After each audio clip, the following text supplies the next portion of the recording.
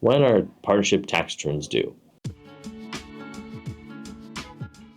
Hello, my name is Daniel Passon. I'm one of the tax consultants here at Robert Hall & Associates, and we're here to talk about when partnership tax returns are due. Please like, subscribe, set the notification bell for future videos so that way you can be informed when we post new videos for your information. Today we'll be talking about when are partnership tax returns due. Now, partnerships are due by March 15th on the federal level. Today we'll be talking about when partnership tax returns are due. First, we'll touch on the federal side of that, then we'll go on to the state, and then we'll go on to the consequences if you file late. So for the Form 1065 partnership, you'll have your federal requirement, your state requirement, and then the consequences. Now, for a Form 1065 LLC partnership tax return, the due date without any extension is March 15th. Now, that is 1 month earlier than the standard April 15th deadline that an individual has, but it is March 15th of the tax year. There have been years that have been changed based on pandemic or other issues, so always check with the IRS and or your tax preparer. But typically, 9 times out of 10, if not many more times, then more likely than not, April 15th will not be your LLC filing deadline. It is March 15th, 1 month earlier. You do and are allowed to get an extension with the IRS, though, to extend that out for 6 months, which pushes your federal extension deadline on your Form 1065 partnership to September 15th.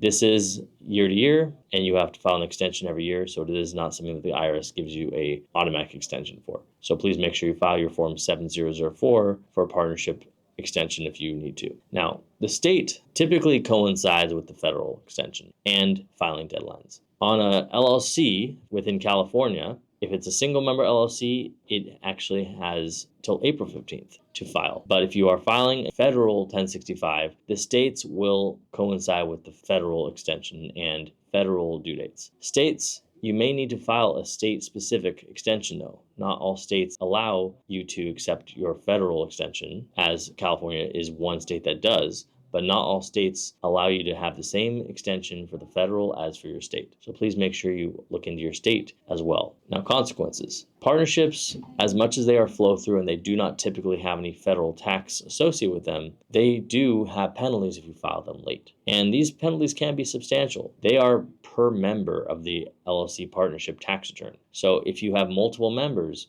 that penalty will be exponentially more. Now, if you have a late filed partnership tax return, the penalty for this is per member of the LLC, not per entity. This means that if you have one person or 100 people, that penalty will be exponentially more if you have more than one person. Now, the penalty is per month. If you don't have an extension, that means you'd have that many more months of penalties as well. As of the recording of this video in 2024, the penalty is $220 per person per month for the filing. So as you can see, that would grow pretty quickly if you're 2 months late with 100 members. So please make sure that you file on time, March 15th without extension or September 15th with an extension, and you file your 7004 extension by March 15th if you want to go on extension. But today we talked about partnership tax returns, when they're due, their due dates federally for the state, and the consequences of if you file late. My name is Daniel Passon with Robert Hall & Associates. Hopefully you enjoyed this video. Please like, subscribe, and set that notification bell for future videos. And if you have any questions, please reach out to our office or go to our website at www.roberthalltax.com.